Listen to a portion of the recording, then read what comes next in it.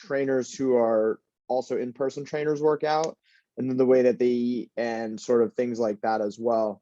A few things to take into account, which are not dissimilar from like your experience and everyone else's, is one, our training hours are not usually like when we would like to work out is when we train other people. So I would love to work out at 8 a.m. or 9 a.m. or something like that, but that's also when I'm, in person with a client.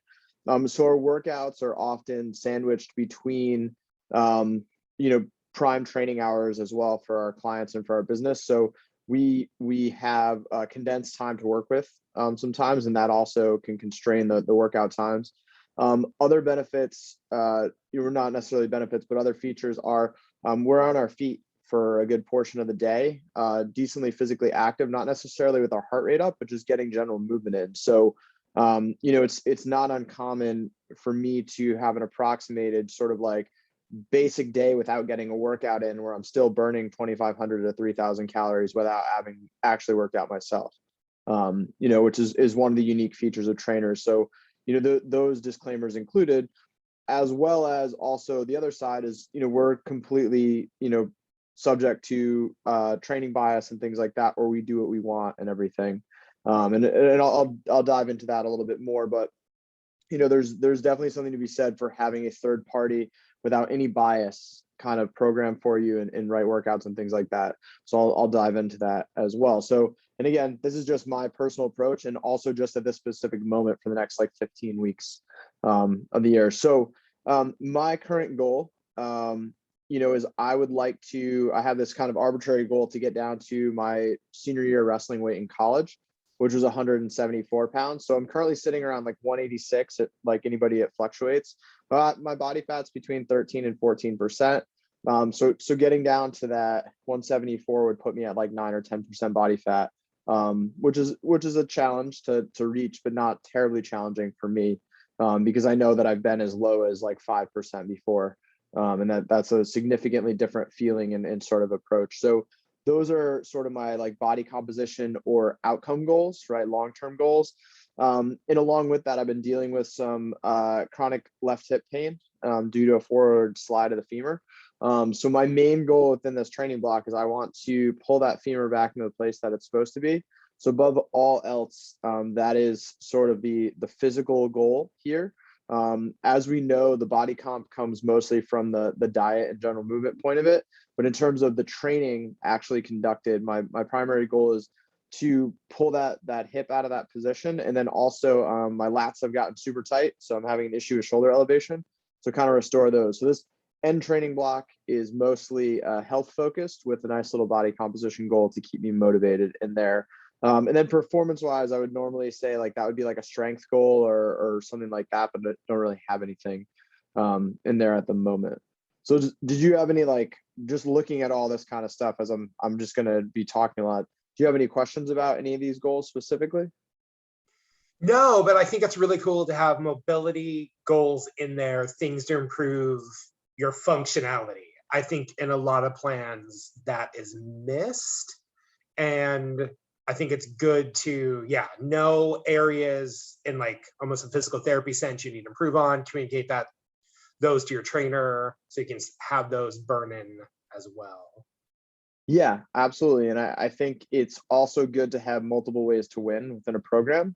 Because just as like sometimes the scale doesn't move, but body fat does, or there's a difference in your appearance, there's also, sometimes like you're not going to have any of those metrics moving, but you're like, hey, like, I did squats and they felt the best they felt in months, or something like that. And it gives you sort of that intrinsic motivation or feedback loop to keep going there. So that's why I try to include things across multiple parameters. Like obviously you don't want to have too many goals to try to hit because then you're pulled in multiple directions. You want to make sure that they're complementary, right? So I wouldn't be trying to like restore my left hip and then also squat 600 pounds. Like that would probably, those would be at cross paths or something like that. So, it's the body composition goal is definitely manageable within the context of a sustainable diet plan. And then also you'll see kind of how I'm layering the mobility in as a must do to make sure that that's focused on as well. So these are the outcome goals. And as we always talk about, I'm more worried about what am I doing on a daily or weekly basis to make sure that I'm achieving those. So just like you're doing, I track my food in MyFitnessPal. I'm eating carb cycling similar to you. So I'm doing a two-day workout and non-workout days. So 4 days of moderate to high carbohydrate per week, and then 3 days of fairly low carbohydrate at this point. And we'll see sort of what the results are longer term of that. One of those high calorie days is definitely a psychological replete day. So usually a Saturday, I'll be more active along with working out. And then I'll eat probably an additional like 20% of calories, and probably eat some junk food as well. Just because I know I've gotten the extra movement to balance the scale, and I like burritos and pizza. So, and I have to eat them, and the other macros are dialed in pretty tightly so that there's, technically I could eat other things, but it's just easier to eat very clean to make sure that I'm hitting those numbers as accurately as possible. And I'll go into that as well, because what I advocate for myself versus other people, I never place my bias or understanding of how I interact with food and my relationship with training onto other people as well. So I'm lifting 4 days a week, and then I'll do a fifth day of energy system building, which could be anything from circuits in the gym, on the bike, the rower, the treadmill, combined with mobility, or like a long hike or something like that. So just making sure that I'm maintaining that steady state ability as well, because I like to go hiking.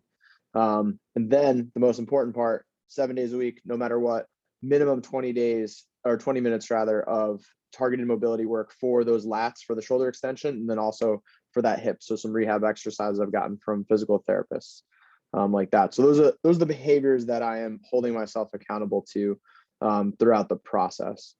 Any questions about those? No, it's super interesting. Good stuff. Yeah. I mean, these are, how do these compare to sort of the behaviors that you're holding yourself accountable to at the moment? No, there's a lot of things on point. Like, primary nutrition goal plan is to log everything in MyFitnessPal. That is like, for me, the new building block and structure for my day. The good, the bad, and the ugly. Just get it in, get it logged. And then the carb cycling has been going really well for me. This was definitely, sub 240 was when I was definitely expecting some stagnation. And, I think the carb cycling has helped like prevent that. Everything's been really steady, and there's been barely a 2 week there's been no real plateauing. So carb cycling's been interesting and dynamic and something I'd never tried before. Yeah, I mean, and I think keeping things as simple as, like if you have one rule where you're just tracking above all else, and that keystone habit is going to hold the other things in place as well. But yeah, not dissimilar in terms of the behaviors. It's sort of like, we're making a fitness cake. The flavor is up to each of us and how we ice the cake. But ultimately, we're going to probably have to do similar-ish behaviors to kind of get where we want to be. So these are the things that I would hold myself accountable to on a daily and weekly basis. Now, in terms of the training, the exciting part, right? So for me, 4 sessions a week is realistic. Usually I'll try to do a 2 on, 1 off, 2 on, or a 2 on, 2 off, 2 on split, depending on how my schedule works out. I'm kind of at the mercy of how busy my schedule gets at this point. But I can definitely ensure that at least Saturday and Sunday I can get a workout in, so then I can find 2 days during the week as well. My sessions are usually, depending, 60 to 70 minutes. If I have that luxury, sometimes they trend a little slower, but that's generally the amount of time. That's about a 15-minute warm up or ramp up. So I take a long time to warm up, especially because I incorporate a lot of that mobility work into the warm up. 40 to 50 minutes of strength training, and I'm on a push-pull split. So I'll do day 1 will be pushing muscles, day 2 pulling, day 3 pushing, day 4 pulling muscles. I currently like to train upper and lower body together. And because of the various issues that I've had with my shoulder, and also just accentuating posterior chain strengthening, I'm doing a 60-40 pull push bias in terms of volume and intensity. So spending more time on those pulling exercises and loading them a little bit heavier as well. And then because of the issue with my hip, I'm doing only unilateral lower body exercises. So no squats, no deadlifts, variations of, but not anything bilaterally loaded because of the hip issue. So that's how I'm separating it. And then we're going for 15 weeks with the whole cycle of the program, 4 training weeks, and then a recovery or deload week, not dissimilar from your current program as well. So does any of this sound similar, interesting? Any questions about any of this? No, super good. It's been really good to have like a dedicated warm-up plan. I think on some days it's probably taking me 15 minutes to move through the 2 sets of warm-up. It's good to have the mobility. It's good to know what I'm doing, before the strength training. And this is the first time you've given me a lot of like unilateral work. And I think that's like really interesting and good, and something I don't think a lot of us that just show up at a gym and start lifting ever seek out on our own. Like, I don't know if we're afraid of it or just don't know what it's there for. So stuff like split squats has been really fun and challenging. Or maybe because a lot of the unilateral stuff, by definition, you might be using lighter weight. So maybe people make like the wrong inference that it's not as hard, or you're not going to build muscle. Yeah, I mean, I think that there's definitely something to be said for maximal loading. Like, there's good things for that, but I would say more people than not are neglecting unilateral work in their training, generally. So, and this is specific to my hip injury right now. So that's why I'm paying attention to it like that. But that's the training split in a nutshell. So a sample session for me would include just some basically energy system warm up. So getting blood flowing, oxygen going, heart rate up, going into some full body dynamic stretching. So hip rockers, doing some bird dogs for core activation. Generally when I warm up, I do energy system first, then just general pliability, so dynamic stretching, then activation of the muscles that'll be used in the workout. So I'm doing full body. So we got to usually I'll go for like glutes, make sure that my hip extension is in good working order, hip abduction, shoulders go through a full range of motion because those tend to be tight. And then movement specific warm-ups. So if I'm going to do like a bench press, I'm doing some push-ups or something like that, and then go into the actual working sets. And the way that I arrange everything, which you're probably familiar, is I like to be very efficient with time. So I put things in complementary supersets. So I'll usually pick about 2 to 3 exercises and go through 3 to 4 sets of them across the various cycles. Like those rep ranges and things like that will change in the intensity and load. So there's some periodization within the program. But for this example, we have a variation of more hypertrophy range to strength. So this is a pulling workout. So it'd be like single arm cable rows, hamstring curls, and then back extensions. And usually I'll rest like 90 seconds to 2 minutes between those supersets. Going into a second superset with some unilateral single leg work, and then dumbbell rows, and then a face pull for more pulling. So same thing, about 90 seconds to 2 minutes between. And then finally at the end, a little energy system work. So just kind of like a continual grind. I'll usually go for like 80% effort in these. 8 minutes, 15 calories on the Echo bike, the Rogue bike with the handles. And then just a 30 meters farmer carries for some loading and movement like that. So does this seem like a similar workout format that you've experienced? Yes, I definitely see how it matches up in ways. Yes, use of the supersets is smart. It's good use of time. Exhausting, really fun, really challenging.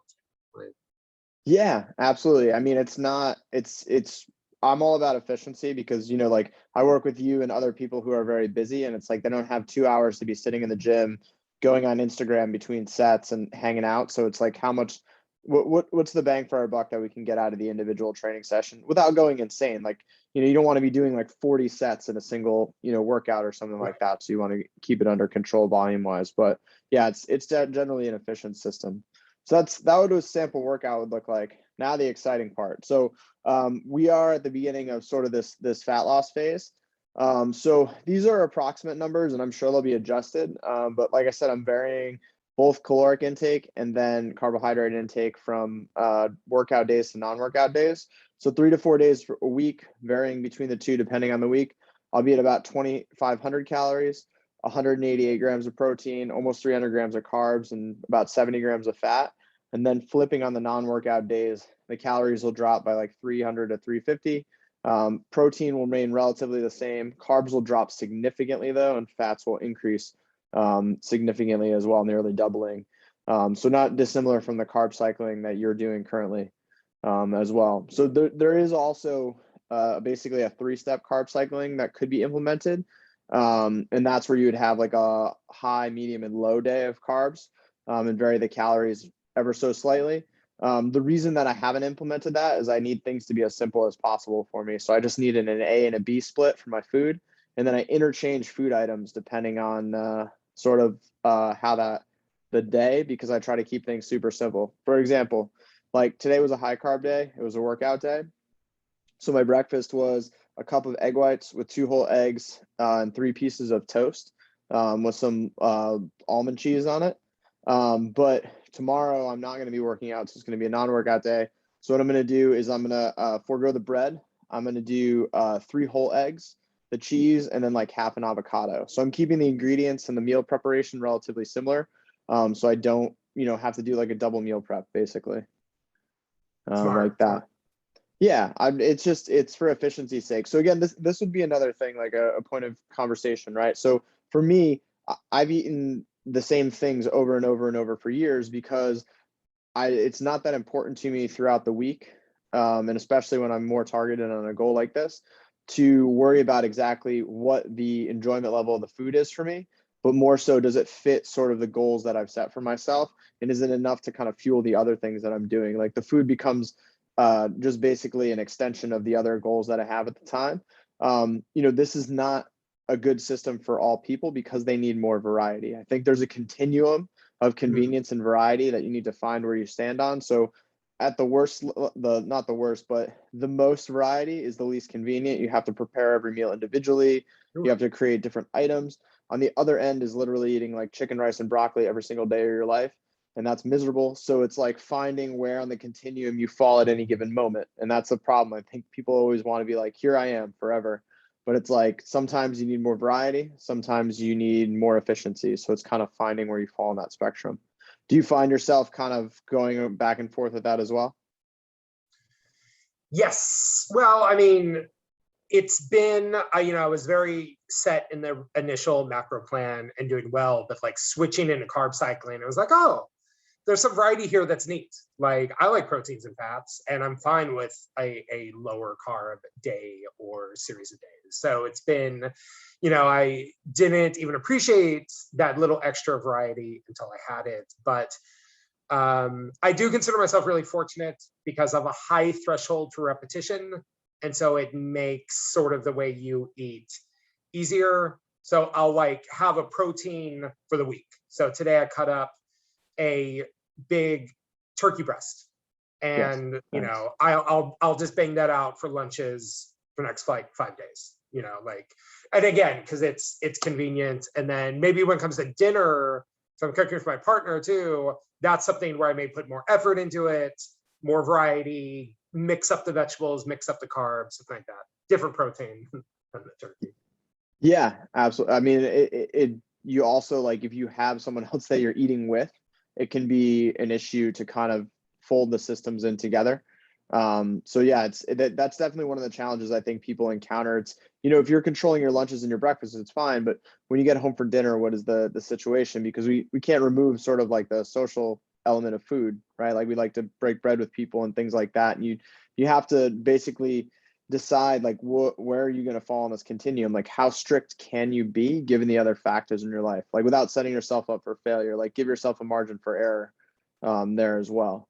So that's why I have like the built-in kind of like the replete day where it's going to be higher calorie, because I know like Saturday I'll probably eat 2 meals. One's going to be a large post-workout breakfast, and then the other meal is going to be whatever I want to eat basically after that. So, with reason, I'll do my best to track it, but I do need sort of that mental reprieve for that one meal throughout the week like that.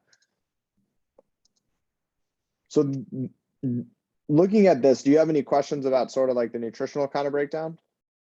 No, like super interesting, especially that carb difference is big. It's good. Yeah, it's pretty dramatic. Yeah.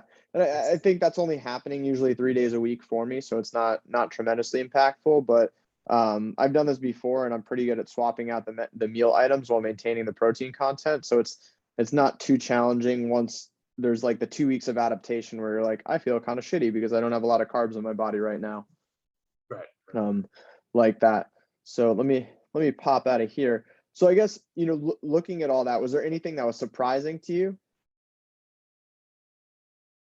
not necessarily surprising just because of our working together. So there's things that sort of like mirror or remind me of things in the plans you've generated for me and that we've worked on. Just remembering that all of us usually get to a certain age of some sort of like injury or weakness or imbalance, and acknowledging that and having a plan that sort of incorporates either mobility for that, or sometimes, realizing you can't work the left shoulder as much as the right, you maybe have a tear in there somewhere, all that stuff. Like, Yeah, it's important to factor those things in. And I think one of the main things too, or two main points, like one, always build a plan that you can sustain under the worst circumstances. I think a lot of people lay out the perfect plan where they're going to train 6 days a week and they're going to eat exactly like this and count every single macro. And like, it's just not feasible for their life, right? Like, I can put that I want to get 6 workouts in. One, I don't need that many workouts. And two, like, it's just not realistic that I'm going to get that many workouts in. I have too many other things going on. So balancing that. The other thing I think is important, right, is I also am factoring in, I get to be more mobile than people generally do, right? Most people don't have the luxury of being on their feet and bending down and demonstrating exercises for people and having that additional sort of margin for error. So, it's not do as I say, not as I do necessarily, but at the same time, trainers, fitness professionals, people that you're looking at on Instagram, they have a wider margin of error. And it's useful to remember that, you have buckets within your life that require, your scarcity of resources to fill them, your work bucket, your relationship bucket, your exercise bucket, and things like that. For fitness professionals and a lot of the people we aspire to be that we see on Instagram or social media, their work bucket and their fitness bucket are analogous, right? So they don't have to differentiate between and separate those resources as much. So it's not a fair comparison to look at like the 25-year-old YouTuber that's like jacked and all they have to do all day is shoot YouTube videos at the gym, and then ourselves who have a 10-hour workday sitting in front of a computer and more responsibilities and things like that demand stress. So I think it's always useful to take into account when you are creating a plan. It has to be a plan that is for you and works for your lifestyle, not from somebody else, as well. And you see this with bodybuilding a lot too, where you'll see what some of the pro bodybuilders are doing, but the question shouldn't be what are they doing now, it's what were they doing 10 years ago when you were starting out lifting, where you are in the fitness journey. So you don't want to pick someone that you want to become. You want to look at where they were at the stage that you are in your process, or people that are doing well under similar circumstances to you. One, it'll set more realistic expectations, and two, it's going to set you up for success in there as well. So those are two things that I always kind of caution people with. And you might see your trainer doing things or see a fitness professional or an influencer doing things, and you're like, why are they eating all this cake, right? And things like that. But it gives a false perception of reality too, because they chose to post that one snapshot where 99% of the time they're eating very clean, or they're doing something different like that. So those are things I always try to caution people to. Like, comparison is a kind of a dangerous game, especially because it's never apples to apples with people and self. Do you find that as well? Oh yeah, absolutely. And yeah, it's tricky to not get too distracted or too pulled into like the curated social media image, and realize, yeah, like sometimes these people can live at the gym, so their results are not realistic for the rest of us that have different professions that are not. Yeah, 100%. And like, just, reminding ourselves that we're only comparing one narrow avenue of our lives to them as well. So, I think I will share in closing the dirtiest trainer secret of all time. Are you ready for it? I'm ready. Trainers can only do 2 reps of any movement because that's all they ever have to demonstrate. If they have to do a third, their technique completely falls apart. You taught me that with some of the videos that are built in, to the training app. I was like, how did this guy? And they're like, I guess yeah, they only have to do 2. If they did as many reps as you would, they would fall apart. It's good. No, it's a good secret. People need the word. Yeah, that is my good trainer secret / bad trainer joke at the same time. Well, sir, what were your big takeaways from all this, I guess, if you don't mind sharing? Probably my biggest takeaway, honestly, was realizing people have human metabolisms that can't be overrun with calories. So for example, like seeing you like fit trainer, active person, if I had to guess, I probably would have thought your calories were between like 3,500 to 4,500, just this perception of, oh, people are really fit, or sometimes when you struggle with weight, you think people have a better metabolism than you. So my biggest takeaway was like, oh, those are a reasonable amount of calories. If Brandon was eating 3,500 calories a day, maybe he'd be gaining body fat, like realizing in this high calorie fast food nation that like none of us can overdo it. We all need to be tracking. We only know what sort of our numbers is. So yeah, that was super interesting, saying like our calories aren't that far apart. For some reason I thought, or Yeah. or we hear these stories like Michael Phelps in his prime needed like 8,000 calories a day, these like extreme examples, and then we like lose a concept of what healthy calories for the day looks like. Yeah, and there's variability, and with recomping and things like that, it can increase. I mean, I'm definitely not training nearly as hard as I used to. I mean, there was a period where I was maintaining about 180 pounds, eating like 3,600 calories a day, but I was training much harder at the time, and was more active because I was doing coaching group fitness, which requires more activity throughout the day. And I think that some people people generally overestimate their calorie need and underestimate their calorie intake, right? So it's double bad. People just want it to be a bigger number than it is, right? Because they want to be able to eat more, and they just assume that somehow the number's wrong, but they don't really give it a try and test it. So that's why we take our best guess with the number, and then if it's moving too quickly and it is too low, then we can adjust. But most people never get past that point because they just assume the number must be higher than that for whatever arbitrary reason, most likely because they want to eat more, or they were eating more and it seems more comfortable for them. But yeah, it does vary, and again, time will tell, right? If I start to lose weight too quickly, or I'm feeling lethargic and not physically able to perform and having some type of cognitive decline, then I'll need to adjust up and perhaps temper sort of my expectations for the pace of what's going to happen, but do it in a more manageable way given the other factors in my life. Like I can't be falling asleep at work during the day, or like just be like carb hangry at everyone all the time. It doesn't fit with sort of the demeanor of a trainer. So those are things that have to be factored in as well. Sure. But, like you've taught me, it could just be minor adjustments here or there. Like, I tend to think of things like low calories, 1,200, normal's 2,000. It's not that like, cut and dry. Like you might just need 150 calories one way or the other, instead of like a big swing. Yeah. Well, so it's a tipping point usually.